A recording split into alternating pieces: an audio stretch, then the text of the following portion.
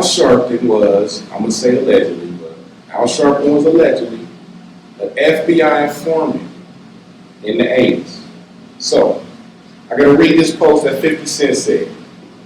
Al Sharpton is not a rat, just a CIA, criminal informant working to the best of his ability. Secret informants. Wow. So that's just a little food for thought for people, especially in this so-called generation working with law enforcement.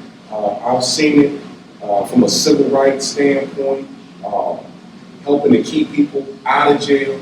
Also working with the police to make sure they do community policing and not harassing individuals. You got to work with both sides. Being on jury duty for a pretty big case.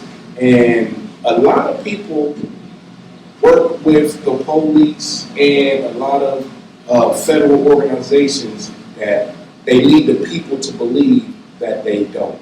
So, Al Sharpton, man, if you work with the FBI, man, as an informant, hey, that's God bless you. God bless you, brother. That's what you do. I personally wouldn't do it, but hey, man, I just wanted to point that out there for 50 Cent. But I did have to say that so people know what they're getting into when they're dealing with Al Sharpton.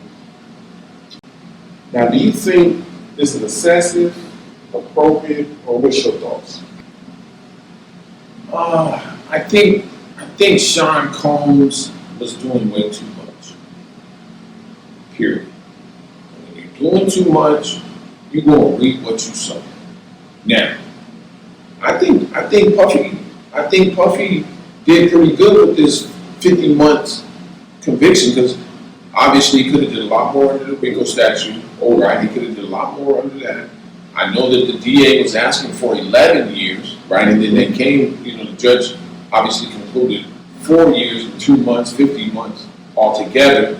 So I think that's a win for him, but it sounds like whatever they have set up for him after prison is really kind of set up to put him back in prison. Yeah. Right?